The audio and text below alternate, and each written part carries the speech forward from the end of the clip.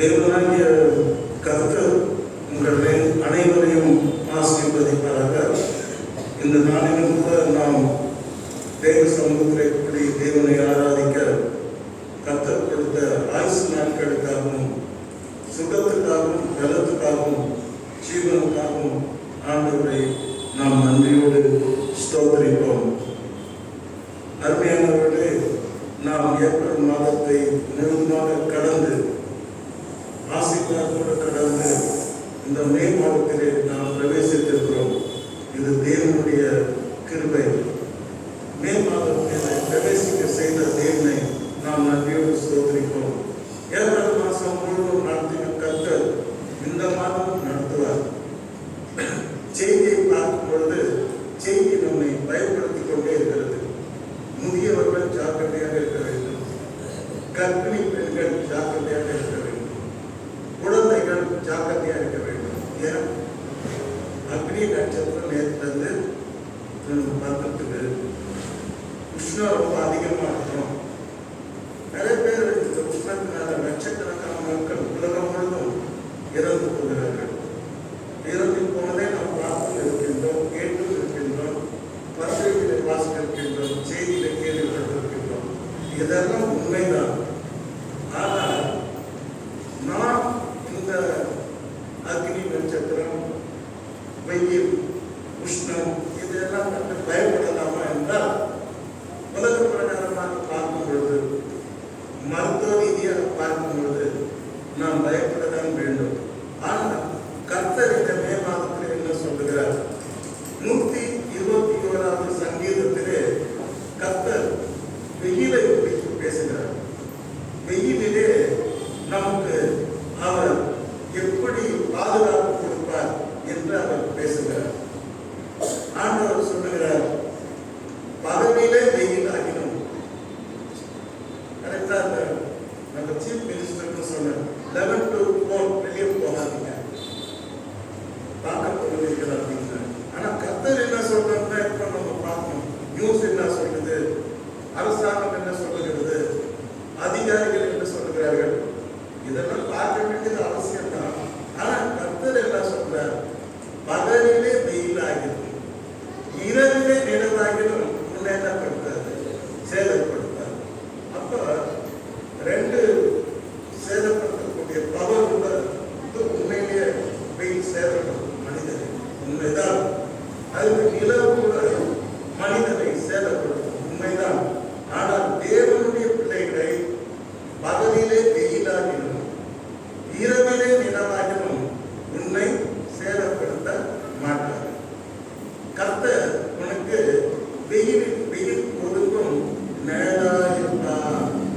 எங்க போனாலும் கர்த்தர் உனக்கு நிழலாயிருப்பார் என்று ஆண்டவர் வாக்குத்தத்தம் சொல்லியிருக்கிறார். அருமையானவர்களே, இன்னும் நான் நிறைய இதை குறித்து பேசலாம். ஆனால் இதல்ல நம்முடைய செய்தி. நம்முடைய செய்தி பரிசுத்த ஆவியானவரை குறித்து பாகம் 1 ஏற்கனவே படித்து விட்டோம். பரிசுத்த ஆவியானவருடைய கிரியைகள், பரிசுத்த ஆவியானவர் நம் மூலமாக என்ன செய்கிறார், பரிசுத்த ஆவியானவர் நமக்கு என்ன கொடுக்கிறார் என்று நாம் ஏற்கனவே படித்தோம். முதலாவது நாம் படிக்கும் பொழுது பரிசுத்த ஆவியானவர் வந்து நமக்கு கொடுக்கின்ற காரியம் ஆறுதலை அவர் கொடுக்கிறார் என்று நாம் படித்தோம். பரிசுத்த ஆவியானவர் ஒரு தாயை போல இருக்கிறார்.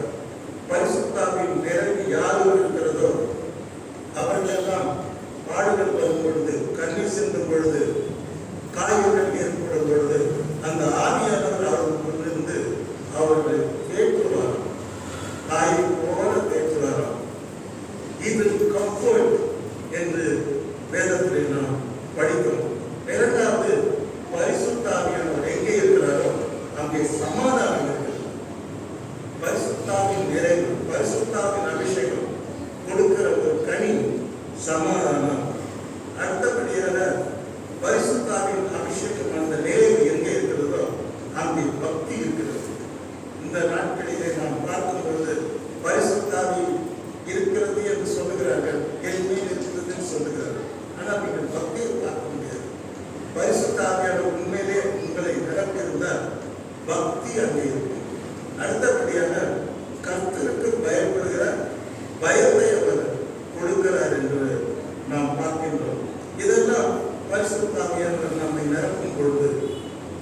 கிடைக்கின்ற ஆசீர்வாதங்கள். அடுத்தபடியாக நாம் என்ன படித்தோம்? பரிசுத்த ஆவி உங்களிடத்தில் வரும் பொழுது, பரிசுத்த ஆவியானவர் உங்கள் முழுக்க முழுக்க நிரப்பும் பொழுது நீங்கள் பலன் அடைவீர்கள்.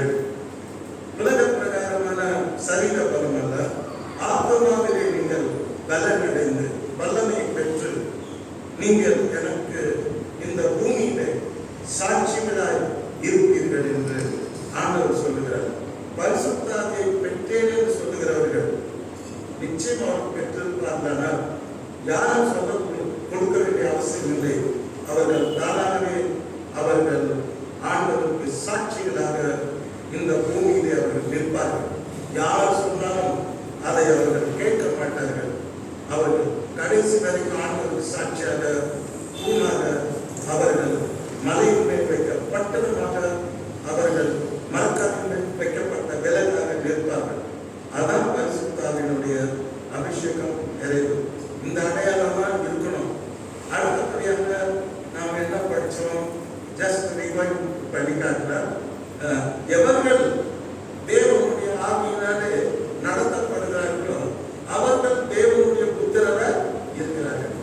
அப்ப பரிசுத்த ஆவியை நீ பெற்றிருந்தால், பரிசுத்த ஆவியிலே நீ நிறைந்திருந்தால், ஆவியானவர் உன்னை நிரப்பியிருந்தால், ஆவியானவர் உன்னை நடத்த வேண்டும். நான் அழகான விளக்கங்கள் எல்லாம் கொடுத்தேன். ஒரு மனுஷன் தன்னைத்தானே நடத்திக்கிறான், சாத்தான ஒரு மனுஷன் நடத்தலாம், இன்னொரு மனிதன் இருந்தால் நம்மை நடத்தலாம். ஆனால் தேவனுடைய பிள்ளைகளை, தேவனுடைய புத்திரனை, தேவனுடைய ஆவியானவர் என்ன பண்ணுகிறார்? நடத்துகிறார். எப்படி நடத்துகிறார்? இப்படி போ, அப்படி போ அப்படின்னு சொல்லிட்டு நம்மை அழகாக இந்த உலகத்திலே அவர் நடத்துகிறார் என்று நாம் பார்க்கின்றோம்.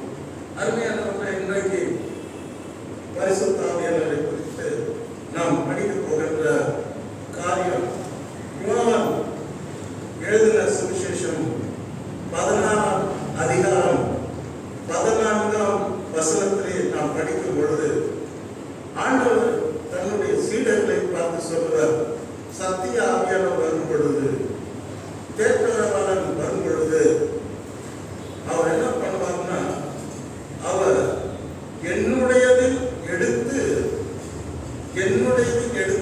பரிசுத்த ஆவியானவர் தன்னுடையதிலிருந்து எடுத்து என்று சொல்லவில்லை. அவர் என்னுடையதிலிருந்து எடுத்து உங்களுக்கு அறிவிப்பதினால், பரிசுத்த ஆவியானவர் எங்கிருந்து எடுப்பார்? எல்லாமே நான் பேசுறேன்னா என் சோர்ஸ் எல்லாம் பைபிள்ல இருந்து எடுக்கிறது, கமர்ஷியல்ல இருந்து எடுக்கிறது, டிக்ஷனரியில இருந்து எடுக்கிறது. ஆனா பரிசுத்த ஆவியானவர் எங்கிருந்து எடுக்கிறாருன்னா, இயேசு கிறிஸ்துவிடத்திலிருந்து எல்லாவற்றையும் அவர் எடுப்பதாக ஆண்டவர் சொல்கிறார். அவர் இயேசு சொல்லுகிறார், அவர் பரிசுத்த ஆவியானவர் என்னுடையதிலிருந்து எடுத்து உங்களுக்கு அறிவிப்பதினால். பரிசுத்த ஆவியானவர் எப்பொழுதும் இயேசு கிறிஸ்துவையும் அவரை சார்ந்த நிகழ்ச்சிகளிலே அவர் இந்த உலகத்துக்கு அறிவிக்கிறார், அறிவித்துக் கொண்டிருக்கிறார், அறிவிப்பார். அதான் பரிசுத்த ஆவியானவருடைய வேலையாக இந்த பூமியிலே இருக்கிறது. ஆகவே பரிசுத்த ஆவியானவர் என்றால் ஏதோ ஒன்றை சொல்ல மாட்டார். அவர் ஆண்டவராகி இயேசு கிறிஸ்துவை குறித்து அவர் இந்த உலகத்துக்கு அறிவிப்பார். அதான் பரிசுத்த ஆவியானவருடைய வேலை. ஒரு மனிதன் நான் அபிஷேகம் பண்ணப்பட்டேன், ஆவியிலே நான் நிரப்பப்பட்டேன் என்று சொன்னால் அந்த மனிதன் இயேசு கிறிஸ்துவை குறித்து இந்த உலகத்துக்கு அவன் அறிவிக்க வேண்டும். அதுக்கு யாரும் டீச் பண்ண வேண்டிய அவசியம் இல்லை. அவன் தானே அந்த வேலையை செய்வான்.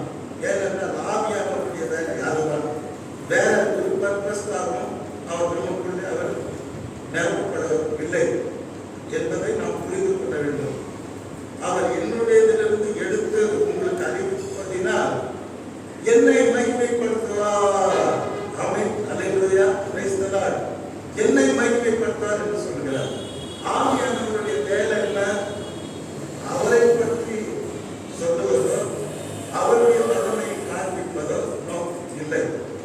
ஆவியானவருடைய வேலை என்னுடையதிலிருந்து எடுத்து உங்களுக்கு அறிவிப்பார், என்னை மகிமைப்படுத்துவார். கன்ஃபார்மா சொல்றார், தெளிவாக சொல்லுகிறார், திடமாக சொல்கிறார்.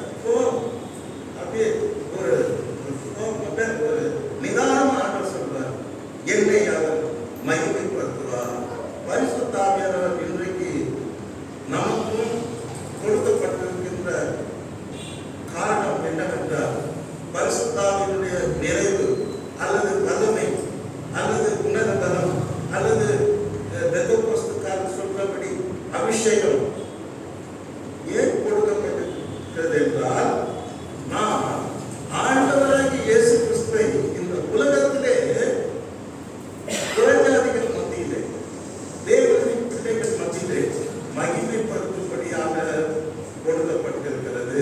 எஸ், எப்படி மகிமைப்படுத்துவது என்றால் என்ன அப்படின்னு சொல்லிட்டு நாம் பார்க்கும் பொழுது, doing the will of God, அதாவது demonstrating the will of God in this world. இந்த உலகத்திலே, உலக வாழ்க்கையிலே தேவனுடைய சித்தத்தை நாம் நிறைவேற்றி காட்டுவது தேவனை மகிமைப்படுத்துகிற காரியம். அதுதான் பரிசுத்த ஆவியானவர் முதல் சொல்லிக் கொடுக்கிற காரியம். பவுல் தேவனை பார்த்து கேட்பார்.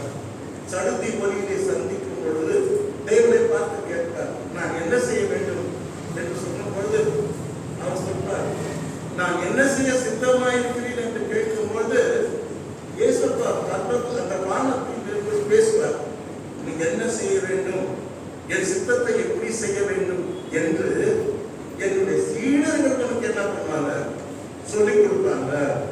ஆவியானவர் என்ன பண்ணுவாரு, என்ன செய்யணும் நடத்துவாரு. உனக்கு பெரிய வேலை வச்சிருக்காரு, நீ ராஜாவுக்கு சாட்சியா இருக்கணும், அரசாங்கத்துக்கு சாட்சியா இருக்கணும், புறஜாதிக்கு சாட்சியா இருக்கணும், நீ யூதருக்கு சாட்சியா இருக்கணும், கிரேக்கருக்கு சாட்சியா இருக்கணும்.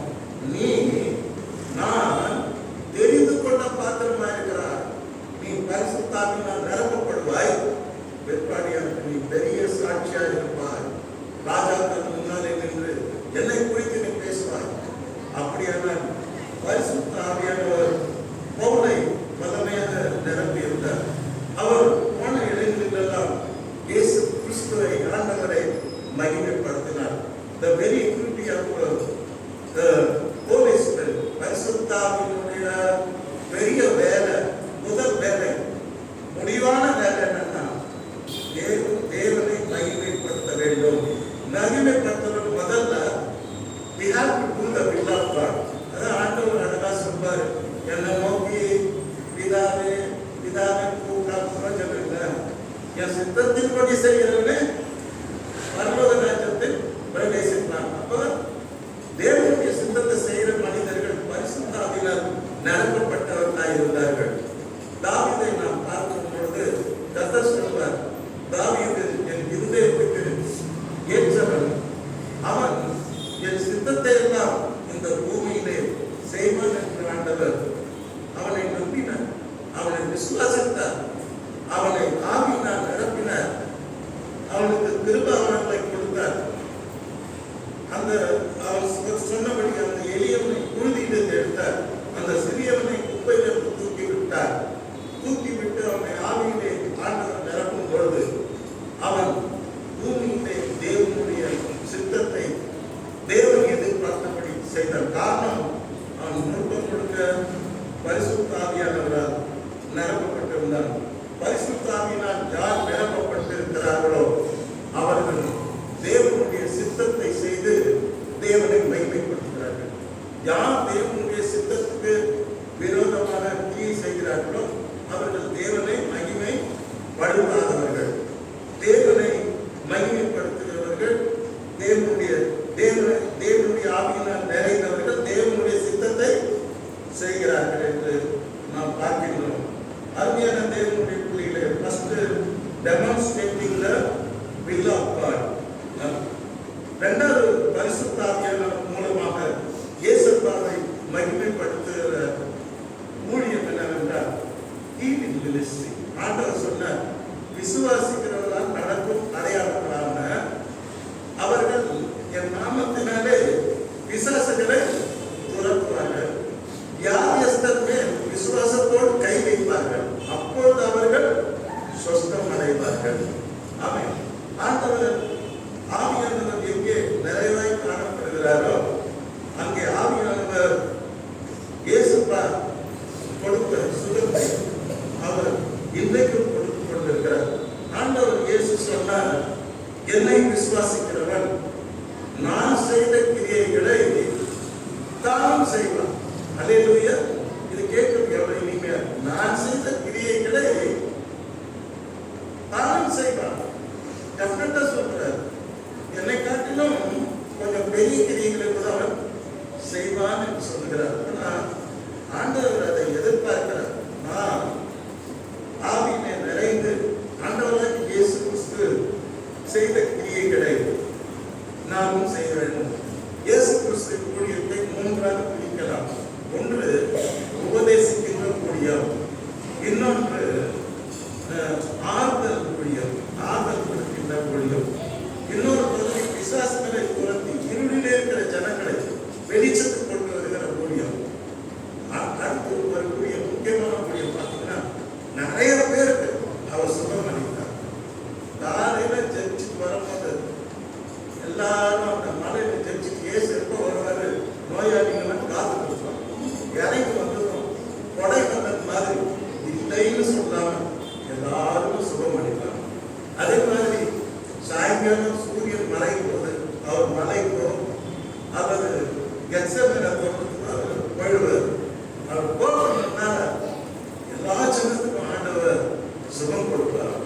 யார் பக்தர்கள் கூட போயிட்டு நாளைக்கு வாங்க, 4 நாளைக்கு வாங்க, 1 மாசம் கழிச்சு வாங்க அப்படின்னு சொன்னதே கிடையாது.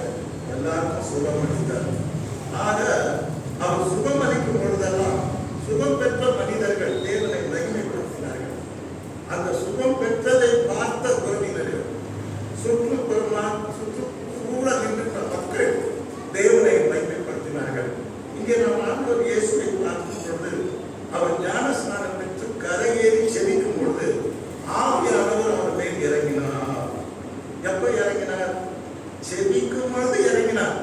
செபிக்கும் போது தான் இறங்குவார் ஆவியானவர். புரியுதா? தூங்குற ஒருத்தனால ஆவியானவர் இறங்க மாட்டார். சோம்பேறி பெற்றவர் ஆவியானவர் இறங்க மாட்டார்.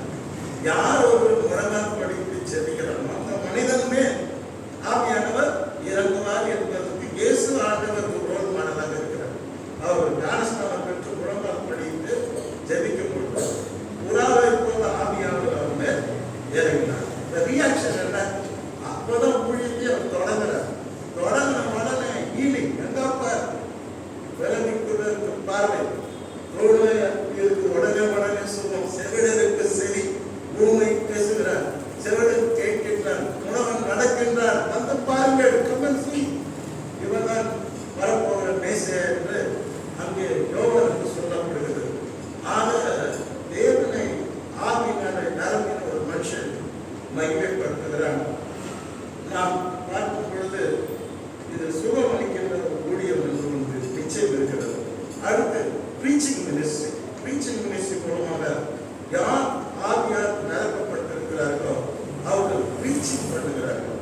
Breaching is a part of the Christian ministry. அதாவது part of the Christian ministry breaching தான். தேவனுடைய வார்த்தை அறிவிப்பது. இந்த அறிவிப்பதை அதை ஆவிலே நிறைந்தவர்கள் தேவனுடைய வார்த்தையை சொல்லுகிறார்கள். Breaching and teaching. பிரீச்சிங் வேற, டீச்சிங் வேற. டீச்சிங் என்பது உபதேசம். நீங்கள் எப்படியெல்லாம் வாழ வேண்டும் அது மாதிரி உபதேசம். பிரீச்சிங் என்பது வித்தியாசமானது நாம் பார்க்கின்றோம்.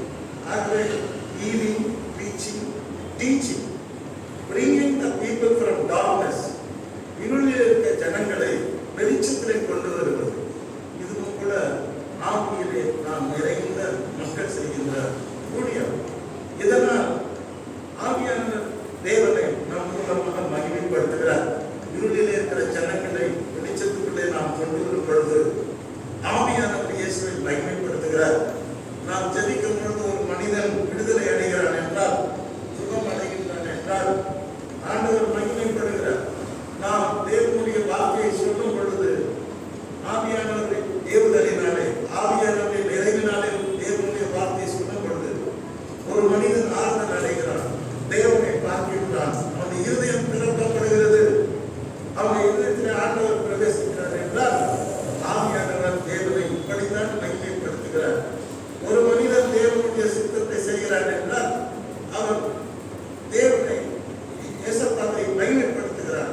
ஆவியானவருடைய நிறைவை உடையவனாக அவன் இருக்கிறான் என்று நாம் பார்க்கின்றோம்.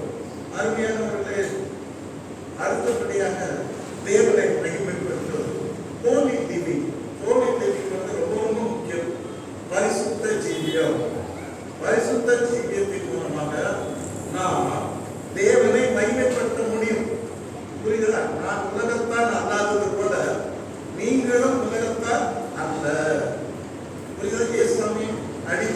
டீச்சரை பார்த்து சொன்ன வார்த்தை, நான் உலகத்தான் அல்லாதது போல நீங்கள் இந்த உலகத்திலே இருந்தாலும் நீங்கள் இந்த உலகத்தான் அல்ல. ஏனென்றால் நான் உலகத்திலிருந்து உங்களை எனக்கென்று தெரிந்து கொண்டேன், என்னை மகிமைப்படுத்தும்படியாக உங்களை தெரிந்து கொண்டேன். அதற்காக உங்களுக்கு நான் உன்னத வரத்தை நான் ப்ராமிஸ் பண்ணியிருக்கிறேன். ஆக இங்கே நாம் பார்க்கும் பொழுது பரிசுத்த ஜீவியம் என்கிறது இன்றைக்கு ஒரு சவாலாக இருக்கிறது. அருமையானவர்களே, நாம் பரிசுத்தமாக ஜீவிக்கும் பொழுது நாம் தேவனை பரிசுத்தாவின் நிறைவை பெற்றிருக்கிறோம், தேவனை மகிமைப்படுத்துகிறோம். இதில் ரொம்ப எளிமையான வசனங்கள் இருக்கிறது. அர்த்தம் சொல்வார், நான் பரிசுத்த ஆகையால் நீங்களும் பரிசுத்தராய் இருங்கள். I am holy. I am holy. The standing in கர்த்தர் பரிசுத்தர் பரிசுத்தர் என்று பரலோகத்தில் போட்டுகிறது. அவர் டைட்டில் standing in கர்த்தர் பரிசுத்தர். ஆகவே நான் கர்த்தர் பரிசுத்தர் ஆகையால் நீங்களும் பரிசுத்தராய் இருங்கள். Be holy. நம்ம அந்த ஆண்டவருடைய பிள்ளைகளாக இருக்கிறோம்னா அந்த ஹோலினஸை ரிஃப்ளெக்ட் பண்ண வேண்டியது அவசியம் இல்லை. உலக மக்களை நாம் பார்க்கும் பொழுது இப்போ பயங்கரமான அவர்கள் வாழ்கிறார்கள், நினைச்சபடியாக வாழ்கிறார்கள். எங்க பார்த்தாலும் ட்ரக் அடிக்ஷன், எங்க பார்த்தாலும் கொலை, எங்க பார்த்தாலும் மரணங்கள், எங்க பார்த்தாலும் விபத்துகள், எங்க பார்த்தாலும் தற்கொலைகள், எங்க பார்த்தாலும் மனசாட்சி இல்லாத வேலைகள். என்ன இதெல்லாம் பயங்கரமா நான் சொல்றது கொஞ்சம், ஆனா உலகத்தையும் அந்த உலகத்தின் செய்தியும் கேட்கும் போது காது பொதுவான அவ்வளவு பயங்கரமாக இந்த உலகம் அழிவை நோக்கி அக்கிரமத்தை நோக்கி அது போய்கொண்டிருக்கிறது என்று நாம் பார்க்கிறோம். ஆனால் தேவனுடைய பிள்ளைகளாக நாம் கோவிலை பரிசுத்த ஜீவியம் நாம் செய்ய வேண்டும். யார் பரிசுத்தாவினால் நிறைந்திருக்கிறார்களோ அவர்கள் பரிசுத்த ஜீவன் செய்கிறார்கள். அன்பு, சந்தோஷம், சமாதானம், சாந்தம், இச்சையடக்கம், தயவு, நற்குணம், இது போன்ற நற்குணங்களால் நிறைந்து நிரப்பப்பட்டு அவர்கள் பரிசுத்த ஜீவியம் செய்கிறார்கள். இதன் மூலமாக தேவன் மகிமைப்படுகிறார். அல்லேலூயா. God is glorified through your holy life. பரிசுத்த ஜீவியத்தின் மூலமாக தேவன் மகிமைப்படுகிறார். இன்னொரு பார்க்கும் பொழுது நம்மை பார்த்து ஆச்சரியப்படுகிறார், ஏன் நீங்கள் இப்படி செய்யவில்லை என்று பார்க்கும் பொழுது நம்முடைய வாழ்க்கை வித்தியாசமாக இருக்கும் பொழுது நாம் புது சிருஷ்டியாய் வாழும்பொழுது தேவன் மகிமைப்படுகிறார். அருமையானவர்களே, இந்த கடைசியாக நாம் பார்க்கின்ற இந்த காரியம் தேவனை மகிமைப்படுத்துவது ஹோலி லிவிங். கர்த்தருடைய பரிசுத்த நாமத்துக்கு மகிமைப்படுவதாக. இன்றைக்கு சில பேர் காரணமாக வந்துருக்கீங்க. உங்களுக்கு சொல்றேன், இன்னைய சப்ஜெக்ட் என்னன்னா, அவர் என்னுடையது எடுத்து உங்களுக்கு அறிவிப்பார். பரிசுத்த ஆவியானவர் இயேசு என்ன சொன்னாரோ அவருடைய சோர்ஸே ஜீசஸ் தான். ஜீசஸ் என்ன சொன்னாரோ என்ன செய்தாரோ அதை எடுத்து அறிவிப்பதுதான் பரிசுத்த ஆவியானவருடைய வேலை. அடுத்தபடியாக அறிவிப்பதுதான் அவர் என்னை மகிமைப்படுத்துவார், இயேசுவை மகிமைப்படுத்த அநேகர் இயேசப்பாவை தேவனுடைய பிள்ளைகள் பயங்கரமாக மகிமைப்படுத்திக் கொண்டிருக்கிறார்கள். நம்ம இணை பண்ண முடியாது. உலகம் முழுவதும் பார்த்தீங்கன்னா எத்தனை பில்டிங்கிறார், எத்தனை ஆசிரியர், எத்தனை ஓரல் ப்ராபர்ட், எத்தனை மைட்டி மேன். உலகம் முழுவதும் தமிழ்நாட்டில் ஒரு எத்தனையோ பேர் இன்றைக்கு இயேசுவை அவர்கள் மகிமைப்படுத்திக் கொண்டிருக்கிறார். காரணம் என்னன்னா, அவங்க ஆவியினாலே அவர்கள் நிறைந்திருக்கிறார்கள். ஆவியான வேலை இயேசுவை மகிமைப்படுத்துகிறோம். இந்த வாழ்பட்ட சமுதாயத்திலே, இருந்த சமுதாயத்திலே, தேவனை அறியாத சமுதாயத்திலே, தேவனை மறுதலிக்கின்ற சமுதாயத்திலே நாம் இயேசுவை மகிமைப்படுத்த வேண்டும். ஒன்லி ஆவியினாலே நாம் நிரப்பப்பட்டாலே ஒழிய ஆண்டவராகிய இயேசு கிறிஸ்துவை நாம் மகிமைப்படுத்த முடியாது என்பதில் நாம் திட்டவட்டமாக இருக்கிறோம். கர்த்தருடைய பரிசுத்த நாமத்தை பரிசுத்த ஆவியினால நிரப்பப்படுதல் என்று சொல்லும் பொழுது பைபிளில் நாம் சில பேரை நாம் பார்க்கலாம். முதலாவது ஆண்டவராகிய இயேசு கிறிஸ்துவின் தாயார் கன்னிமரியாள் ஒரு வீட்டிலே இருப்பார்கள். அப்போது திடீரென்று பரலோகத்தின் தேவதூதன் அந்த வீட்டுக்குள்ளே பிரவேசித்து கன்னிமரியாளை வாழ்த்துவார். கிருபை பெற்றவரை வாழ்க, மரியாதை வாழ்க, நீ தேவனிடத்தில் கிருபை பெற்றாய் என்று அவர்களை வாழ்த்துவார். அந்த அம்மா பயந்து கொள்வாங்க. பயந்து நடுங்கும் போது அவன் நற்செய்தியை சொல்வான். ஆண்டவராகிய இயேசு கிறிஸ்து வானத்தை பூமி உண்டாக்கின தேவன் உங்க மூலமா இந்த உலகத்துக்கு வரப்போறார். அவர் பெரியவராயிருப்பார், அவர் ராஜாவாயிருப்பார், அவர் சிங்காசனம் அழியாது, அவருடைய சிங்காசனம் தான் நிலையானது, அவருடைய ராஜ்யம் தான் நிலையானது. அவர் தமது ஜனங்களின் பாவத்தில் இருந்து அவரை ரட்சிப்பார். அவர் இம்மானுவேல் பேர் வைக்கணும், இம்மானுவேல், அவர் தேவன் நம்மோடு இருப்பார் என்று நல்ல செய்தியை நான் சொல்லும் போது அவர்களை பார்த்து அந்த தேவதூதனை பார்த்து ஒரு கேள்வி கேட்பாங்க. நீங்க சொல்றது எல்லாம் சரிதான், ரொம்ப சந்தோஷம், இது எப்படி ஆகும்? நான் புருஷனே அறியனே. இன்னும் மாதிரி பேச்சு பாருங்க, எவ்வளவு ஒரு பரிசுத்தமான ஒரு அம்மா. இந்த அம்மா பார்த்து நான் புருஷனை பார்த்தது கூட இல்லையே, புருஷன் சுவாசத்துக்கு பட்டது இல்லையே, இது எப்படி ஆகும்? பாசிபிள். இந்த போலிக்கா டைரக்டா தூதன் கிட்ட சொல்றாங்க, புருஷனை அறியது என் கண்ணால உள்ள பிரணம்னே நான் பார்த்துட்டு என் வாலிப பிரயத்தன என்ன ஒரு போலி லிவிங் சொல்லிட்டு Abhishek. The way she speaks is a wonderful confession. நான் புருஷனையே அறியது எப்படி ஒரு குழந்தை வர முடியும் அப்படின்னு சொல்லும் போது தேவதூதன், பரலோகத்தின் தேவதூதன், ஏஞ்சல் ஆஃப் காட் ரொம்ப விலைக்கு சொல்வார். பயப்படாதம்மா, புருஷன் அறிய நீ அறியாதவன் என்று எனக்கு தெரியும், நீ கண்ணி அறியாத என்பது தெரியும். பரலோகம் அவங்களை குறித்து சாட்சியத்துக்கு அவன் கண்ணி மரியாதையிடத்தில் ஒரு கன்னிகையினிடத்தில் தேவனாலே அனுப்பப்பட்டார். The angel was sent to your virgin. virginity குறித்து பரலோக சாட்சி கொடுத்தது. அல்லேலூயா. நம்மை பத்தி யார சாட்சி கொடுக்கணும்? பரலோக சாட்சி கொடுக்கணும். நம்ம யாரு என்ன சொல்றது? ஒரு கன்னிகையினிடத்திலே தேவனால் அனுப்பப்பட்டார். தேவனும் கன்னிகைன்னு சொல்றாரு, பரலோகமும் கன்னின்னு சொல்லுது. அந்த அம்மாவும் அந்த தேவதூதன் கிட்ட சொல்றாங்க, நான் புருஷனை அறியலையே, I am very sorry sir, புருஷனை அறிய எப்படி வந்து அப்பா விளக்கம் சொல்றார். தேவதூதன் அவளுக்கு பிரதியுத்தரமாக, பரிசுத்த ஆவி உன்மேல் வரும். அல்லேலூயா. யார் வருவா? பரிசுத்த ஆவியானவர் பரலோகத்திலிருந்து உன்மேல் வருவார். உன்னத பலம் உன்மேல் நிழலிடும். பரிசுத்த ஆவியானவர் உன்னை நிரப்புவார்.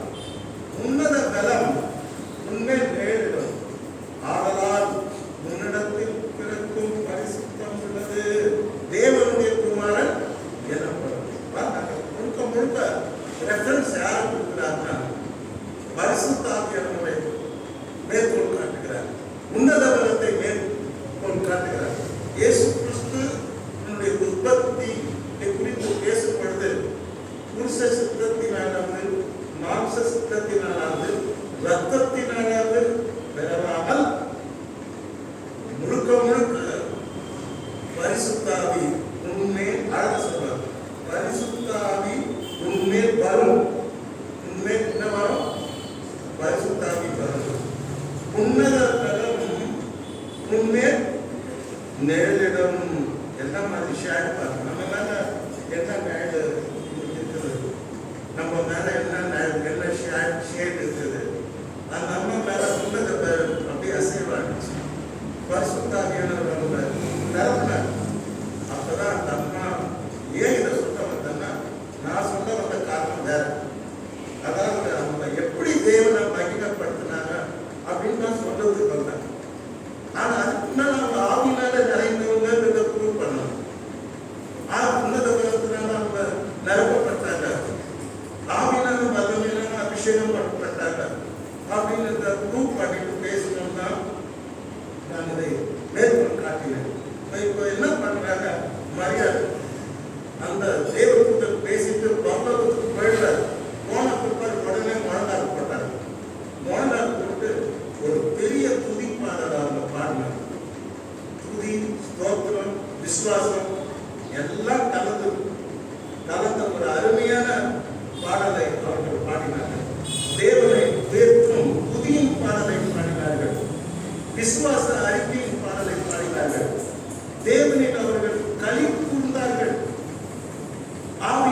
ஏவப்பட்ட ஆவியினால் ஏவப்பட்டு கிருபையுள்ள வார்த்தைகளை அவர்கள் தானே பேச ஆரம்பித்தார்கள். யாருமே நான் அம்மா தனியா கர்த்தரோட அந்த ஆவியில நிறைஞ்சி கிருபையுள்ள வார்த்தை பேசினாங்க. என் ஆத்மா கர்த்தரை மகிமைப்படுத்துகிறது. My soul is glorifying God. What your soul is doing? What my soul is doing? Today question is this. Every person has got soul. மனுஷன் பொழுது ஆதாயப்படுத்திக் கொண்டாலும் தன் ஆத்மாவை நஷ்டப்படுத்தினாலும் லாபம் என்ன? இங்க பார்க்கணும், மரியாதையுடைய அந்த மரியாதையுடைய ஆத்மான்னு சொல்றாரு. என் ஆத்மா புரியுதுங்க? தாவீது சொல்றாங்க, என் ஆத்மாவே கர்த்தரை ஸ்தோத்திரி. பட் இங்க மரியாதை சொல்றது பாருங்க, தாவீது சொல்றது டிஃபரெண்ட், இவங்க சொல்றது வித்தியாசம். என் ஆத்மா கர்த்தரை மகிமைப்படுத்துகிறது. Because I am full of spirit. என்னை ஆவியானவர் நிரப்பியிருக்கிறார். உன்னதத்திலும் என்னை நிரப்பியிருக்கிறது. என் ஆத்மா இனி சும்மா இருக்காது.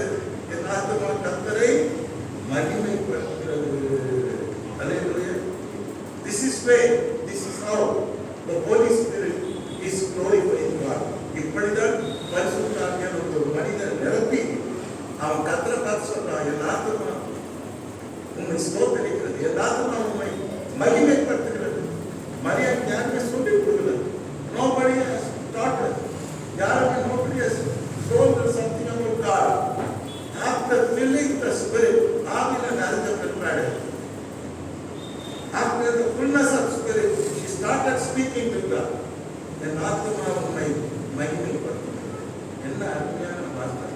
என்றால் ஒரு நாள் நீங்க வாழ்க்கையில முழங்கால் படிட்டு, ஆண்டவரே என் ஆத்மா உண்மை மகிமைப்படுத்துகிறது, என் ஆத்மாவே கர்த்தரை ஸ்தோத்திரி என்றால் ஒரு நாள் சொல்லியிருக்கீங்களா? கர்த்தரை பார்த்து கதறி இருக்கிறீங்களா? அடுத்து அந்த அம்மா சொல்றாங்க, என் ஆவி கர்த்தருக்குள் களி கூறுகிறது. அல்லேலூயா. மகிழ்ச்சியை விட ஒரு பெரிய ஒரு சந்தோஷம் தான் களி கூறுதல். அல்லேலூயா. களி கூறுதல் அப்படின்னு நீங்க பார்த்தீங்கன்னா ரொம்ப உரைநடை. மனுஷன் பேசும்போது களி கூறுதல் சொல்ல மாட்டான். ஏன்னா அது வந்து ஹை வொக்காபுலரி, ஹை லிட்ரேச்சர். தமிழ்ல ஹை லிட்ரேச்சர், உயர்வான இலக்கியம். இப்போ இங்கே பாருங்க, அழகா நம்ம சொல்றாங்க, என் ஆவி ரட்சகராக தேவனில் களி கூறுகிறது. அல்லேலூயா. சோல் ஃபர்ஸ்ட் ஆத்மா பற்றி சொன்னாங்க. என் ஆத்மா கர்த்தரை மகிமைப்படுத்துகிறது. ஆவில நிறைஞ்சிட்டாங்க. இப்ப என் ஆவி கர்த்தருக்குள் என்ன பண்ணுகிறது? களி கூறுகிறது. Praise the Lord. What about your spirit? உனக்குள்ள இருக்க உன்னா பரிசுத்த ஆவியோடு கலந்து கர்த்தருக்குள் களி கூறுகிறதா? உன் ஆத்மா ஆவியிலே நிறைந்து தேவனே உன்னை மகிமைப்படுத்துகிறேன். இந்த நாள் கர்த்தர் தந்தனார். என் வாழ்க்கையிலே மீண்டும் ஒரு நாளை பார்க்கின்றேன், மீண்டும் ஒரு சுகத்தை பார்க்கின்றேன், மீண்டும் ஒரு நலத்தை பார்க்கின்றேன், மீண்டும் ஒரு ஆரோக்கியத்தை பார்க்கின்றேன், மீண்டும் எனக்கு புது நம்பிக்கை கலந்திருக்கிறது, மீண்டும் எனக்கு ஒரு புதிய கிருபை இந்த நாளிலே தருவீர். ஆத்மா உண்மை மகிமைப்படுத்துகிறது. என் ஆவி உனக்குள் களி கூறுகிறது என்று நாம் என்ன சொல்லியிருக்கிறோமோ, இதுதான் தேவனை மகிமைப்படுத்துகிறது. இந்த இப்படி பார்த்துட்டே போனா நம்ம தொடர்ந்து அந்த அந்த தேவதூதன் போய் பிற்பாடு தொடர்ந்து கர்த்தரை பயங்கரமாக மகிமைப்படுத்துவாங்க. அப் டு 35 55வது வசனம் வரைக்கும் பார்த்தீங்கன்னா அவர் கர்த்தரை சரமறிய தாழ்ந்தவரை உயர்த்துறாரு, உயர்ந்தவர்களை தாழ்த்துறாரு அப்படின்னு சரமறிய கர்த்தரை மகிமைப்படுத்துவாங்க. அருமையானவற்றை பரிசுத்த ஆவியினுடைய நிறைவுடைய the definition of goodness of spirit is glorifying God by praise. இந்த வாழ்க்கையில உதவில ஆத்மா உண்மை மகிமைப்படுத்தும். என் ஆவி உண்மை களி கூறுகிறது. இப்போ நிறைய என்னன்னா சவுண்ட் தான் வேணும். Everybody want sound. சவுண்ட் தான் இருக்கும். சவுண்ட் தாண்டி பேசணும். ஆச்சர் பச்சன் கத்தணும், எதா பண்ணணும். ஆத்மா தான் இன்னைக்கு கடவுள் பார்க்கின்றார். இந்த மாம்ச புகழ்களை இல்லை, உன் ஆத்மா தேவனை மகிமைப்படுத்த வேண்டும். உன் ஆவி கர்த்தரை கர்த்தருக்குள் என்ன பண்ணணும்? களி கூற வேண்டும். ஒரு கமெண்ட் நான் இதை பற்றி கன்னி மரியாளுடைய ஜபத்தை பற்றி படிக்கும்போது, அந்த நாட்களில் நியூ டெஸ்ட்மென்ட் கிடையாது. நாம தான் இல்லையா, நியூ டெஸ்ட்மென்ட்லாம் வரல, வெறும் பழைய ஏற்பாடு தான் இருக்குது. இந்த பழைய ஏற்பாட்டை அந்த அம்மா சின்ன வயசுல இருந்து கரைச்சி குடிச்சுட்டாங்க. நூக்கன் பிராணம் ஆதியாகமத்துல இருந்து மத்திய புஸ்தகம் வரைக்கும் நூக்கன் பிராணம் பயங்கரமா படிப்பாங்க. அவங்க பாடின அந்த ஆவிலை நிறைந்து அவர்கள் என் ஆத்மா கத்தரை மகிமைப்படுகிறது, என் ஆவி கத்தரில் கழிப்புள்ளது. நம்ம அப்படியே ஆவில நிறைஞ்சு கத்தரை பேசுறது, கத்தரை மகிமைப்படுத்துகிறது. அந்த பாடலை ரெஃபர் பண்ணி பார்த்தா அண்ணான் அப்படியே பாடிப்பாங்க. அப்பனா அண்ணாவுடைய ஹிஸ்டரிய வரலாற்றை கரைச்சி பிடிச்சிருக்காங்க. அவங்க வாலிபர் டைம்ல பைபிள் அவங்க ரொம்ப மாஸ்டர் மைண்டா இருந்திருக்காங்க. பைபிள் கைமா இருந்திருக்காங்க. கர்த்தருடைய வார்த்தையும் அவங்களுமா இருந்திருக்காங்க. ஸோ இந்த ஜெபத்தை உங்களுக்கு காட்டுறாங்க. 1 சாமுவேலின் புஸ்தகம் 2ஆம் அதிகாரம். இந்த அம்மா வந்து ஒரு மலவி குழந்தை கல்யாணம் ஆகி கேட்டீங்களா? வீட்டில் ஒரே சண்டை கேட்டீங்களா? வீட்டில் நிம்மதி இல்லை. புருஷன்கிட்ட கோச்சிட்டு வந்து கோயிலில் ஜெபம் பண்ணுவாங்க. எனக்கு குழந்தை பிறக்கணும், பையன் குழந்தை பிறக்கணும், பிறந்தா நான் அதை உனக்கே கொடுக்குற கோழி எடுத்துக்கன்னு சொல்லுவாங்க. அவங்க வேண்டிக்கினபடியே குழந்தை பிறக்கணும். அவங்க சொல்லுவாங்க, இவன் கர்த்தரிடத்தில் கேட்ட கர்த்தர் கொடுத்தாரு, அதனால இவன் பேர் என்னது? சாமுவேல். சாமுவேல் என்ன சொன்னா? கர்த்தரால் கேட்கப்பட்டவன், கர்த்தரால் கொடுக்கப்பட்டவன். அப்ப அவங்க என்ன சொல்றாங்க, இந்த குழந்தைய கொண்ட சின்ன வயசுல 2.5 வயசு உடனே கொண்டாந்து கோயிலில் விட்டுருவாங்க. பாஸ்டர்கிட்ட கோயில் பெஞ்சர் படிக்கணும், பாஸ்டருக்கு காஃபி கொடுக்கணும், இந்த மாதிரி வேலை செய்யணும். கோயில் வேலை செய்யறது கொண்டாந்து சாமுவேல டெலிகேட் பண்ணிட்டு அவங்க ஜெபம் பண்ணுவாங்க. ஜெபம் பண்ணும்போது ரொம்ப அழகான ஒரு ஜெபத்தை 1 சாமுவேலின் புஸ்தகத்தை 2ஆம் அதிகாரத்தில் நாம் பார்க்கின்றோம். அவங்க ஆவில நிறைஞ்சி கர்த்தரை மகிமைப்படுத்தி தேவனை விதவிதமாக மகிமைப்படுத்துறத பார்க்கலாம். என் இருதயம் கர்த்தருக்குள் களி கூறுகிறது. அங்க சொல்றாங்க, கன்னிமரியாள் சொல்றாங்க, என் ஆத்மா கர்த்தரை மகிமைப்படுத்துகிறது. இவங்க என்ன சொல்றாங்க, என் இருதயம் கர்த்தருக்குள் களி கூறுகிறது, என் கொம்பு கர்த்தருக்குள் உயர்ந்திருக்கிறது, என் பகைஞரின் மேல் என் வாய் திறந்திருக்கிறது, உன்னுடைய ரட்சிப்பினால் அடியே சந்தோஷப்படுகிறேன், சந்தோஷப்படுகிறேன். எவ்வளவு நான் அழுதேனோ, எவ்வளவு நான் கண்ணீர் சிந்தினோ, இந்த மரணிங்கிற அந்த ஸ்டேட்டஸ் என்னை காப்பாற்றி ஆண்டவரே குழந்தைகளை கொடுத்து இன்னைக்கு என்னை ரட்சித்திருக்கிறேன். என்னுடைய ரட்சிப்பினால் அடியால் சந்தோஷப்படுகிறேன். ஆவியில் நிறைஞ்சி கர்த்தரை துதிக்கிறார். கர்த்தரை போல பரிசுத்தம் உள்ளவர் யாரும் இல்லை. யார் அவரை மாதிரி பரிசுத்தர் யார்? உண்மையெல்லாம் வேறு ஒருவரும் இல்லை. எப்படி மகிமைப்படுத்துறாங்க பாருங்க. என் தேவனை போல் ஒரு கண்மலையும் இல்லை. என் கர்த்தர் கொள்ளுகிறவரும் உயிர்ப்பிக்கிறவருமாய் இருக்கிறார். என் கர்த்தரால் கொல்லவும் முடியும், உயிராக்கவும் முடியும். என் கர்த்தர் தரித்திரம் அடைய செய்கிறவரும் ஐஸ்வர்யம் அடைய செய்கிறவருமாய் இருக்கிறார். கர்த்தர் மனசு வச்சா நம்ம தர்த்தம் முடிக்கிறார். அவர் மனசு வச்சா நம்ம ஐஸ்வர்யம் அந்த மாற்றார். அல்லேலூயா. ஸ்பிரிச்சுவல் ரிச்னஸ், ஆவிக்குரிய ஐஸ்வர்யம், உலக பிரகாரமான ஐஸ்வர்யம் ரெண்டையும் கொடுப்பார். இங்கே நாம் பார்க்கின்றோம், கர்த்தர் தரித்திரம் அடைய செய்கிறவரும் ஐஸ்வர்யம் அடைய பண்ணுகிறவருமா இருக்கிறார். அவர் தாழ்த்துகிறவரும் உயர்த்துகிறவருமா இருக்கிறார். மனசு வச்ச கர்த்தர் ஒரு நிமிஷத்துல ஒரு மனிதனை தாழ்த்த முடியும். நீங்க இதெல்லாம் பார்க்கதான் போறீங்க, நம்ம இந்தியாவில் நடக்கதான் போகுது. கர்த்தர் மனது வைத்தால் யாரையும் தாழ்த்தீர்கள். கர்த்தர் மனது வைத்தால் அவர் உயர்த்துகிறவருமாயிருக்கிறார். கர்த்தர் ஒருவனை தாழ்த்துகிறார், கர்த்தர் ஒரு மனிதனை உயர்த்துகிறார்.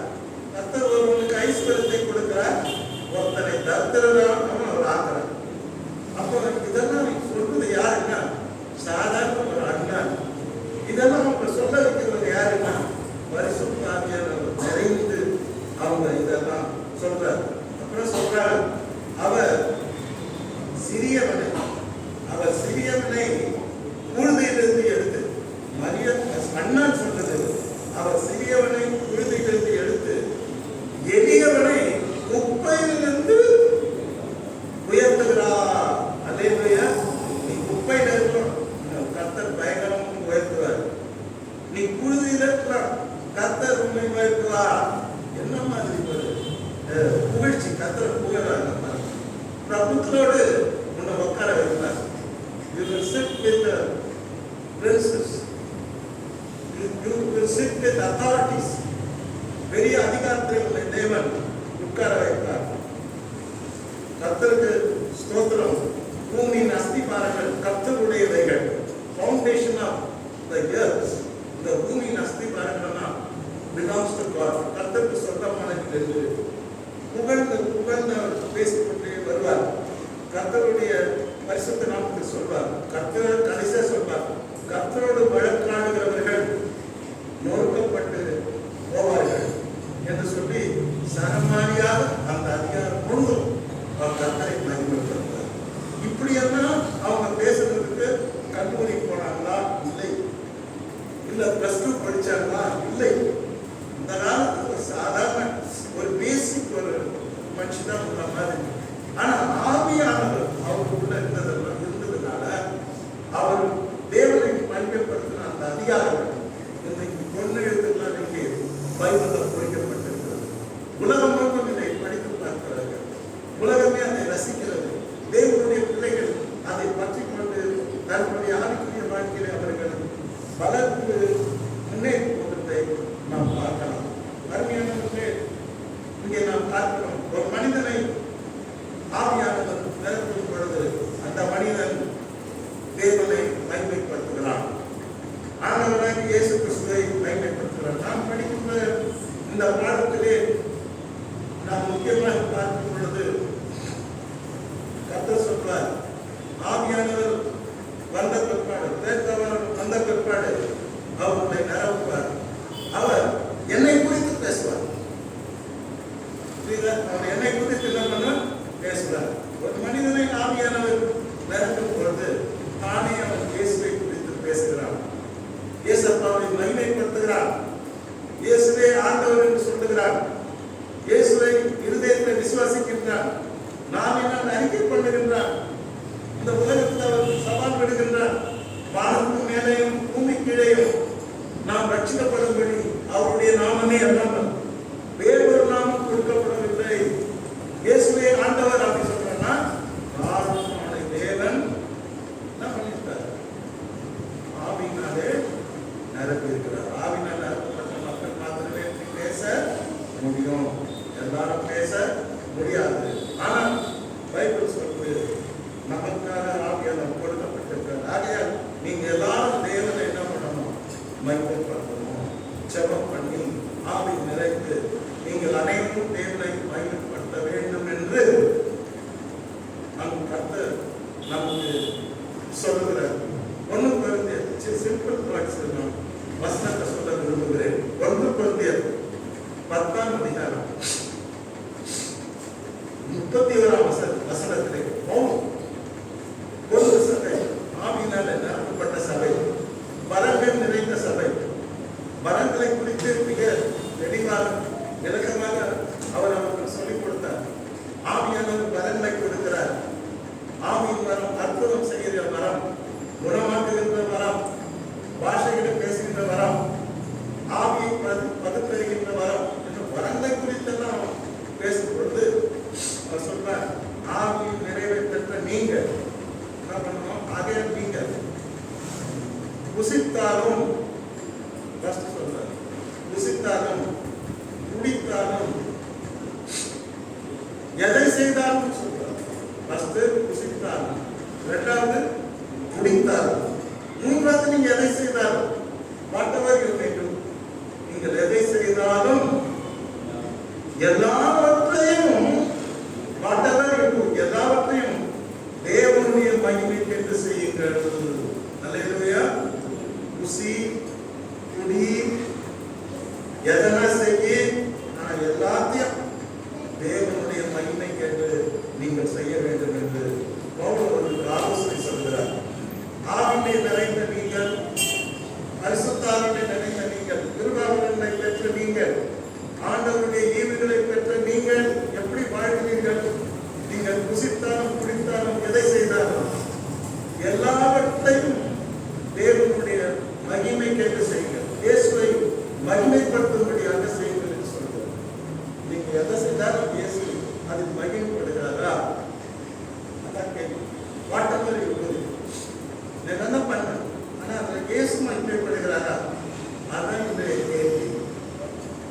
அதுதான் அது மாதிரிதான் நீங்க வாழணும்னு சொல்லி பவுல் சொல்லி கொடுக்குறார். நீங்க எதை செய்தாலும் எந்த மத்தியிலேயும் ஈவன் பேசிக்க சொல்றது சிஸ்டம் குடிச்சாலும் கூட இயேசு மகிமைப்பட வேண்டும். அப்போதுதான் நீங்கள் பரிசுத்தாவினாலே நிரப்பப்பட்டவர் என்று அவர் சொல்கிறார். அருமையானவர்களே, நாம் எதை வேண்டாமல் செய்யலாம். You can do anything, free to do. Free to do, but அது தேவன் மகிமைப்பட வேண்டும். எல்லாவற்றையும் எதை செய்யலாம், ஈவன் புசிக்கிறது குடிக்கிறது எல்லாத்திலையும் தேவனை மகிமைப்படுத்துகிறான். ஆவியால் நிறைந்த மனுஷன் இயேசுவை மகிமைப்படுத்துகிறான். இயேசுவை மகிமைப்படுத்தும்படியாக நாம் வாழ வேண்டும். நம் வாழ்க்கையின் ஒவ்வொரு காரணமும் இயேசுவை மகிமைப்படுத்துவதாக இருக்க வேண்டும். அதுதான் ஆவியினுடைய அபிஷேகம், அதுதான் ஆவியினுடைய நிறைவு. நாம் செய்கின்ற எல்லாவற்றிலும் எதை செய்தாலும் அதில் தேவன் மகிமைப்படுகிறாரா என்பதுதான் கேள்விக்குறி. அடுத்தபடியாக ஆண்டவர் இயேசு கிறிஸ்து சொன்ன ஒரு அருமையான ஒரு வசனம். ஆண்டவர் இயேசு கிறிஸ்து சிலுவை மரிப்பதற்கு முன்பதாக கடைசியாக அவர் ஒரு நீண்ட ஜெபத்தை அவர் பண்ணார். கெத்செமனே தோட்டத்துல பண்ண அந்த ஜெபத்துக்கு முன்பதாக ஒரு லாங் பிரேயர் பண்ணார். அதுல இருந்து ஒரு வசனத்தை உங்களுக்கு சொல்லி நான் முடிக்க விரும்புகிறேன். அதாவது யோவான் எழுதின சுவிசேஷம் 17ஆம் அதிகாரம் 4ஆம் வசனம். இது ஆண்டவர் இயேசு கிறிஸ்துவினுடைய இறுதி ஜெபம், கடைசி ஜெபம். கெத்செமனே தோட்டத்திலே செல்வதற்கு முன்பதாக சிலுவையில் அறையப்படுவதற்கு முன்பாக பண்ண கடைசி ஜெபம். இது மிக முக்கியமான ஒரு ஜெபமாக இருக்கிறது. 4ஆம் வசனத்திலே நான் ஏற்கனவே சொல்றேன், ஏசாமி ஞானஸ்நானம் பெற்று தலையேற்ற போது ஜெபம் பண்ணார். அவர் மேல என்ன யார் இறந்தார்? ஆவியானவர் இறந்தார். அதை நீங்க மறக்கக்கூடாது. இப்ப நீங்க என்ன பாக்குறீங்க? யோவான் 17:4 என்ன பாக்குறீங்க? பூமியிலே நான்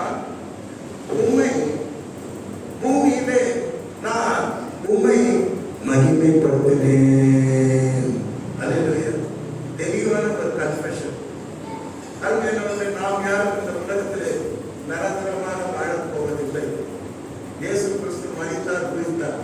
நமக்கு கூட ஒரு மனுஷன் பைபிள் சொல்லுது, சராசரி கணக்கு மற்ற பல சரியா இருந்தாங்கன்னா 70 வருஷம்,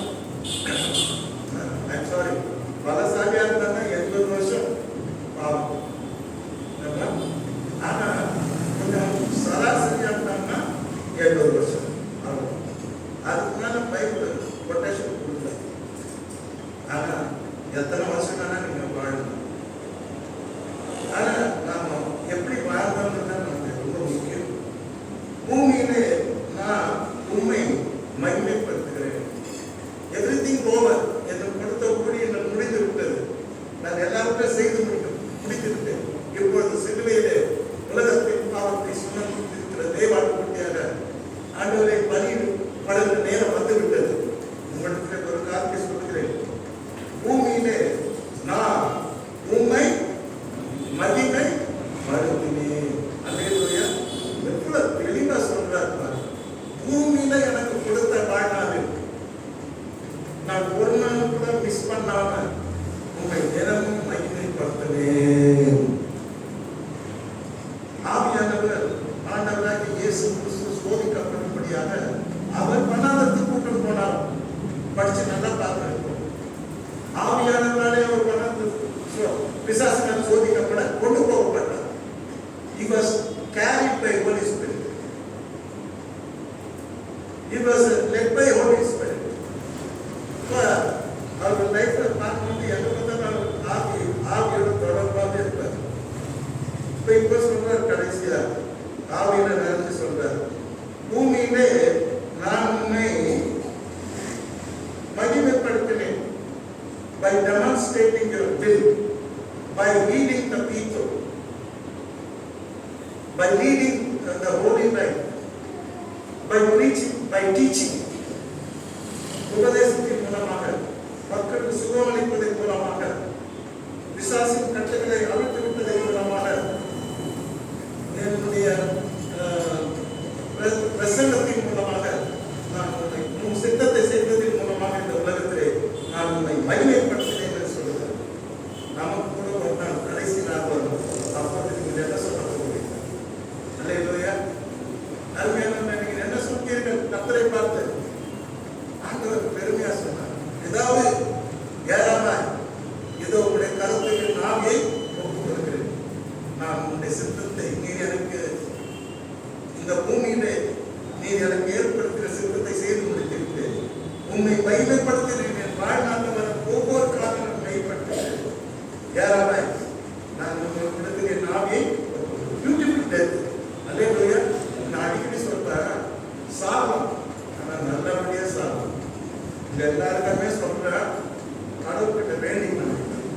இதெல்லாம் நீங்க நினைச்சு பாருங்க. நேற்று ஒரு நியூஸ்ல ஒரு நியூஸ் பார்த்தேன். 8 மாச கர்ப்பிணி பெண்ணு போய் இந்த பேஷண்ட் ரயில்ல போகும்போது பேஷண்ட் போய் வாந்தி எடுத்து பாவம் 4 நாளைக்கு வளர்க்காது கேட்டீங்கன்னா நேற்று தான் வளர்க்காது. ஆனா இன்னைக்கு நேற்று அடக்காது ஆயிடுச்சு. அந்த பொண்ணு ஸ்லிப் ஆகி எப்படி போய் விழுந்து தெரியாது. போய் அப்படியே ராத்திரி 8 மணிக்கு அதுவும் ரயில் எங்கேயோ போய் நடக்குது. 6 மணி போயிட்டு எங்கேயோ விழுந்துச்சு நடுக்காட்டுல. சண்டை பிடிச்சி எழுதுறாங்க, தண்ணி வேலை செய்யலாம். பக்கத்து கம்பார்ட்மெண்ட்ல தண்ணி எழுதுற தண்ணி வேலை செய்யலாம். 10வது எங்கேயோ ஓடி போய் நிறுத்த அதுக்குள்ள 6 கிலோமீட்டர் ட்ரெயின் உண்டாகும். அதுக்கு பின்னால் அந்த இருட்டுல 2 மணி நேரம் தேடினாங்க அந்த குழந்தை. ரொம்ப வருத்தப்பட்டேன். அந்த செய்தி கேட்டு ரொம்ப கஷ்டமா இருந்தது. இப்பதான் கல்யாணம் ஆயிடுது. 8 மாசம் முதல் குழந்தை 8 மாசம் இந்த நிலையா அப்படின்னு சொல்லிட்டு பார்க்கும்போது கடைசியில் தேடி அப்படி போலீஸ் கண்டுபிடிச்சு நேற்று அந்த புதுநரெல்லாம் நியூஸ்ல காட்டுறாங்க. ரொம்ப வருத்தமா இருக்கு. ஆனா என்ன சொல்ல வந்தாங்கன்னா ஆண்டவர் அந்த எண்டு சூப்பர் எண்டு காலத்துக்கு முக்கியமா நீங்க எப்படி தொடங்கினீங்க உங்க வாழ்க்கைங்கிறது பேசே கிடையாதுங்க. எப்படி முடிச்சிங்கிறது தான் பேசு. அல்லேலூயா. How you started. ஒரு பில்டிங்கை கட்ட தொடங்கலாம். எப்படி தொடங்கலாம்ன்றது மேட்டர் கிடையாது. ஆனா பில்டிங் அழகா கட்டி முடிச்சாங்கன்னா கிரக பிரவேசம் சொல்றோம், நம்ம பிரதிஷ்டன் சொல்றோம். அழகா பண்ணா புரியுதா? எதை தொடங்கினாலும் நீங்க தொடக்கம் ஒரு மேட்டரே இல்லை. ஆனா நீ எப்படி முடித்தா என்பதுதான். ஆக நம்ம வாழ்க்கையை தொடங்கிட்டோம். வாழ்க்கை பயணம் அந்த பயணத்துல போயிட்டு இருக்கிறோம். எப்படி நம்ம முடிப்போம் தான் ரொம்ப முக்கியம். என் அடிக்கடி எல்லாத்தையும் சொல்லி கொடுப்போம், சாவுங்க, பட் நல்லபடியா சாகும். அல்லேலூயா. ஒரு பொண்ணு வேலை கொடுத்தாங்க, ரொம்ப சின்ன பொண்ணு, ஒரு 20 வயசு, பார்த்து ரொம்ப குட்டியா இருப்பாங்க. நாங்கள் போயிட்டா எங்களுக்கு சாப்பாடு கொடுத்துட்டு காப்பி குடிக்கிறது கார் வச்ச கார் கூட அன்னி கொடுக்குறோம். அந்த பொண்ணு அவ்வளோ அன்பான பொண்ணு. ஒரு காட்டு வேலை கிடைச்சது, ஒரு இடத்துக்கு கூப்பிட்டு போறாங்க. அங்கிருந்து இன்னும் 10 மணி நேரம் உள்ள போகுது. அந்த வேலை 10,000 ரூபாய் சம்பளம். விஷயம் கூப்பிட்டு போனா சின்ன பையன், அவருக்கே டவுட் வந்துச்சு. டவுட் வந்துட்டு என்ன பண்ணாரு, இந்த வேலை பணம் வந்துடுமா, ரொம்ப இன்டீரியர் கிராமமா இருக்குது, நீ திரும்பி வர 10 கிலோமீட்டர் ஆகும், உனக்கே வண்டி ஏற்கனவே வந்துடுன்னு என்னை கேட்டார். பாஸ்டர் இந்த மாதிரி வேலை, அந்த மாதிரி ஒரு மெயின்ல இருந்து இன்டீரியர் மனுஷன் நடமாட்டமே இல்லை, எனக்கே பயமா இருக்கு, ப்ரூவ் பண்ணிட்டாங்க. நான் சொன்னேன், ரொம்ப சந்தோஷம், 10,000 ரூபாய் வேணாம், இந்த வேலையும் வேணாம், உங்க பொண்டாட்டி கிராஜுவேட், கர்த்தர் நல்ல வேலை தருவார். ஏன்னா யாருக்கு என்ன ஒரு அறிவுரை சொல்றேன் கேட்டுங்க, சாகலாம், நான் நல்லபடியா சாகணும். தாழ்மான போய் மாட்டிக்கலாம் சாப்பிட கடவுளை வேண்டிக்கணும்.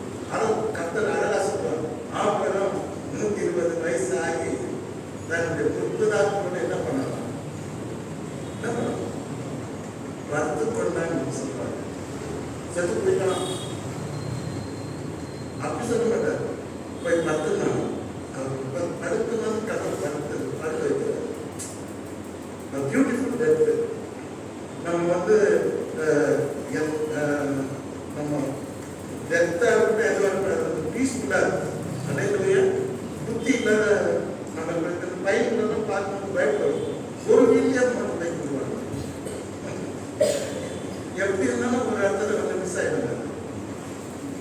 ஒரு வீட்லேயே மெயின் ரோட்ல, பீச் ரோடு, மெயின் லைன்ல கூட வருது. கண்ணு மூடி குடிச்சிட்டு அந்த மாதிரி ஒரு வீட்டில் விட்டு போவாங்க. ஜனங்களாம் ஃபோன் பண்ணி போலீஸ் வந்து பிடிச்சிக்கணும். போய் ஆக்சிடென்ட் ஆனால் எப்படி மாறி போகணும்னா சாகு, ஆனால் நல்ல மாதிரி சாகும். அல்லேலூயா. எனக்கு தப்பா நினைச்சுக்காதீங்க. நீங்க என்னமோ எனக்கு மனசுல ஏவப்படுறா, ஆவியானவர் ஒரு மனிதனை நிரப்புவாரா, மரணத்துல கூட என்ன இருக்குது சமாதானம். அல்லேலூயா. சொல்ற நீ போய் 30 ஆண்டோடு நீ என்ன பண்ண போய் எல்லாரும் சொல்ற யாக்கோபு தான் சொல்றாரு. நீ அப்புறம் எலும்புலாம் எடுத்துட்டு போவாங்க, யோசேப்பு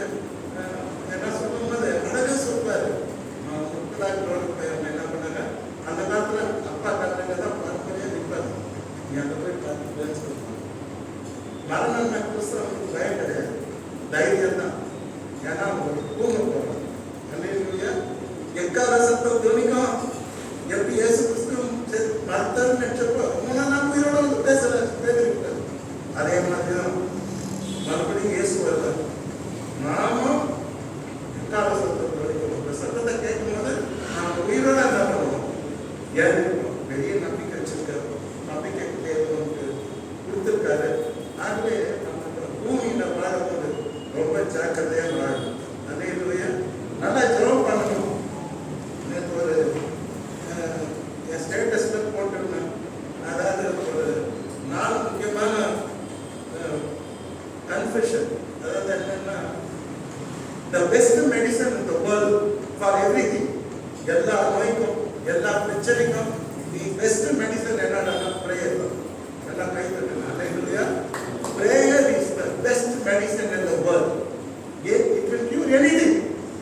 அது உங்க குடும்ப பிரச்சனையா இருக்கட்டும், ஆபீஸ் பிரச்சனையா இருக்கட்டும், உடல் ரீதியா இருக்கட்டும், மன ரீதியா இருக்கட்டும், அல்லது உங்க பகைவனா இருக்கட்டும், எல்லாத்துக்கும் பெஸ்ட் மெடிசன் என்னதுன்னா prayer is the one of the best medicine in the world. Number 1. Last one. என்னன்னா prayer தான். அல்லேலூயா. டெய்லி நம்ம கர்த்தர்கிட்ட ஜெபம் பண்ணணும். ஜெபம் பண்ணி ஆண்டவர்கிட்ட கேட்கணும். ஆண்டவரே என்னை ஆசீர்வாதமா இந்த உலக வாழ்க்கையில் நீ வைக்கணும். இங்க என்ன சொல்றாரு இயேசு சுவாமி? பூமியிலே நான் உன்னை மகிமைப்படுத்தினேன், நீ செய்யும்படி எனக்கு நியமித்த கிரியைகளை செய்து முடித்தேன். அல்லேலூயா. கிளாப்ஸ். ஆனா உங்களுக்கு இதை ரசிக்க தேவை. எனக்கு தெரியுது இந்த கிளாப்ஸ் இயேசு சொல்றது வந்து கிளாப்ஸ் உண்மையிலே ஆடியன்ஸ்ல கை தட்டணும். என்ன சொல்றாரு? பூமியிலே நான் உன்னை மகிமைப்படுத்தினேன். ஐ குளோரிஃபைட் thee. அதே மாதிரி நீ நான் செய்யும்படி நீ எனக்கு நியமித்த கிரியைகளை செய்து முடித்தேன். It is finished. என்னன்னா என்ன செய்ய சொல்லி மனுஷ அவதாரம் எடுத்து இந்த உலகத்தில் நடத்துறீங்களோ அதுல ஒரு கடவு கூட நான் விடலை. எல்லாத்தையும் கம்ப்ளீட் பண்ணிட்டேன். அல்லேலூயா. எந்த நோக்கத்துக்காக தேவன் இந்த உலகத்தில் வைத்திருக்கிறாரோ அந்த நோக்கத்தை நாம் நிறைவேற்றுகிறோம். அல்லேலூயா. அதை விட்டுட்டு நம்ம டெய்லி சண்டை போட்டுருக்கோம். புரியுதா? அதை விட்டுட்டு நம்ம தாழ்வான ஒரு வாழ்க்கை நாம் செய்யக்கூடாது. இங்கே நாம் பார்க்கின்றோம், நீர் எனக்கு செய்யும்படி நீர் எனக்கு நியமித்த கிரியைகளை செய்து முடித்தது. It is finished. அதான் சிறுவையில சொல்றார், எல்லாம் முடிந்தது. It is finished. நீ எனக்கு என்னென்ன மனுக்குலத்துக்காக செய்யணும்னு சொல்லி எனக்கு நீங்க தீர்மானம் பண்ணி இந்த உலகத்துக்கு மனுஷனை அனுப்புனீங்களோ எல்லாத்தையும் செய்து முடிச்சிட்டேன். Very happy. சந்தோஷமா உங்ககிட்ட வரணும்போது அனுபவத்தை தந்து அவரை வரவேற்று. அல்லேலூயா. கர்த்தருடைய பரிசுத்த நாமத்துக்கு ஸ்தோத்திரம். இந்த பூமியிலே வாழ்கின்ற நாம் தேவனை மகிமைப்படுத்த வேண்டும். அல்லேலூயா. ஐஸ்வர்யம் கனவும் கர்த்தரால் வரும். அதோடு கூட அவர் வேதனை கூட்ட மாட்டார். பணம் இன்னைக்கு போகும் நாளைக்கு வரும். கர்த்தர் தருவார். பொண்ணும் வெள்ளியும் என்னுடையதுன்னு சொல்றாரு. என்னது கிளைம் பண்றாரு பாருங்க. உன் வானமும் பூமி என்னுடையது, பொண்ணும் வெள்ளியும் இட்ஸ் மைன். சொந்தம் பண்றாரு சார், என்னுடையது. இந்த ஐஸ்வர்யமும் கனவும் என்னதான் உனக்கு வரும். புரியுதா? நீங்க என்கிட்ட தேடி போடாது. முதலாவது தேவனுடைய ராஜ்யத்தை நீதியும் கேளு. உனக்கு நான் எல்லாம் கொடுத்தேன். கேட்கப்படும். என்னால கொடுக்க முடியாத காரியம் உனக்கு நான் செய்ய முடியாத ஒரு காரியம் ஒன்றுமே இல்லை. பயப்படாதே, நான் உன்னோட இருக்கிறேன் என்று ஆண்டவர் சொல்றதை நான் பார்க்கணும். அருமையானவர்களே, இன்றைக்கு நீங்களாம் வீட்டுக்கு போகும்போது சந்தோஷமா போகணும். நீங்க தினமும் ஜபம் பண்ணணும். ஆவில நிறையணும். ஆவில நிறைந்து ஆண்டவராகிய இயேசு கிறிஸ்துவை நீங்கள் என்ன பண்ணணும்? மகிமை படுத்தணும். கன்னி மரியாதை போல, அன்னாலை போல, தாவீதை போல. கேட்டீங்களா? ஆண்டவராகிய இயேசு கிறிஸ்து சொன்னாரா உண்மை இந்த பூமியிலே மகிமைப்படுத்துகிறேன். நமக்கு கொடுக்கப்பட்ட வாழ்நாளிலே நம்முடைய வாழ்க்கையை நாம் ஆதாயப்படுத்திக் கொண்டோம் என்றால் அவரை மகிமைப்படுத்துகிற வாழ்க்கையை நாம் வாழ்ந்திருக்க வேண்டும். அப்போ உலக வாழ்க்கையை நாம் ஆதாயப்படுத்திக் இன்னைக்கு உலகத்தில் எத்தனை பேருக்கு கர்த்தர் நல்ல வாழ்க்கையை கொடுக்கிறார். ஆனால் அதை அவங்க சீரழிச்சு. அல்லேலூயா. எனக்கு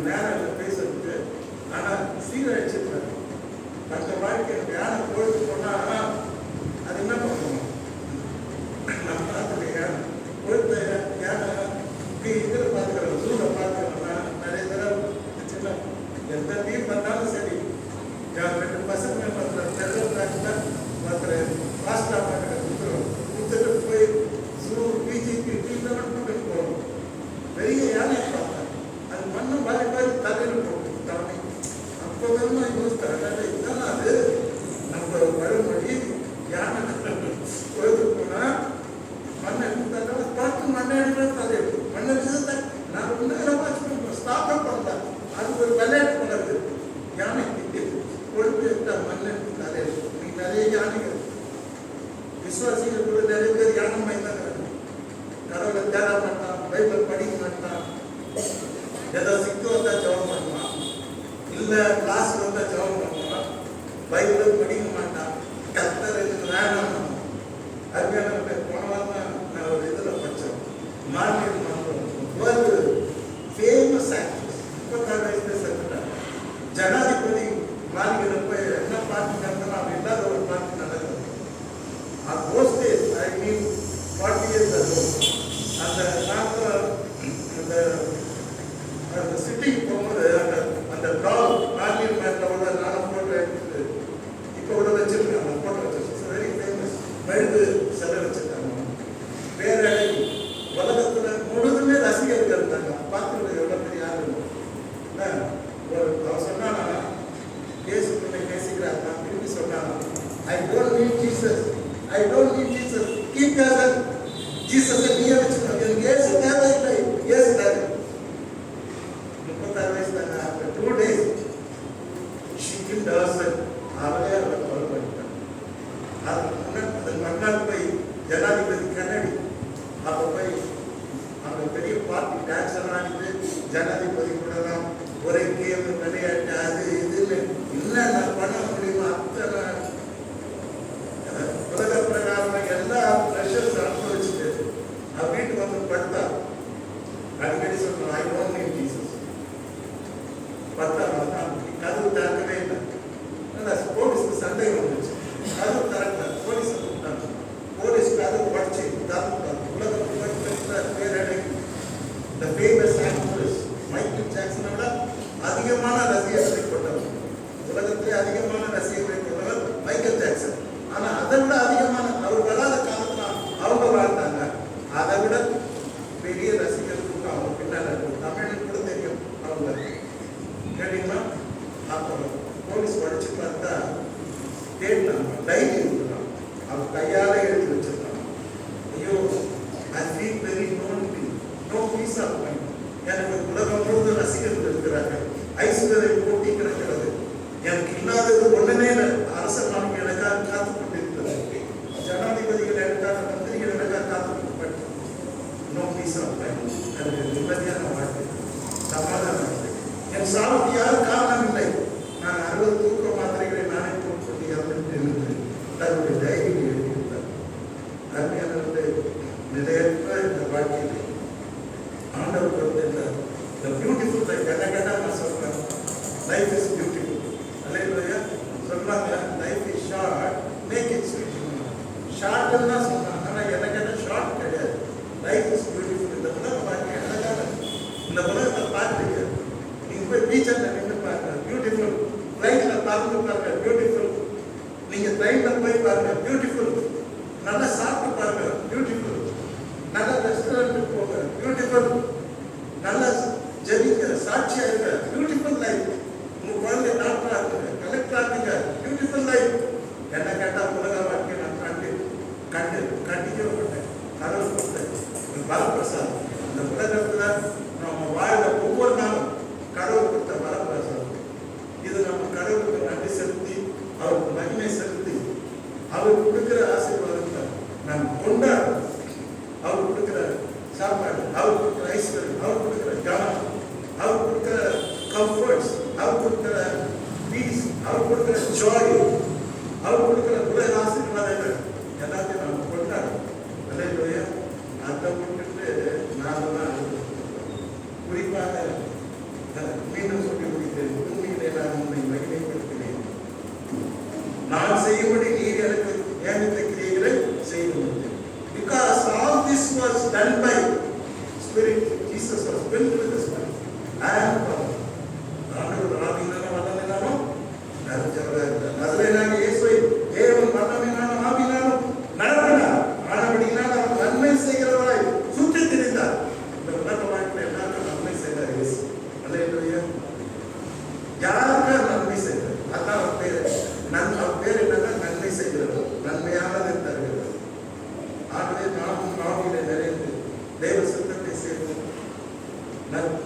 தியானங்களை செய்வோம், கர்த்தருடைய சித்தத்தை செய்வோம், அவர் நியமித்த கிரியைகளை நாம் செய்வோம்.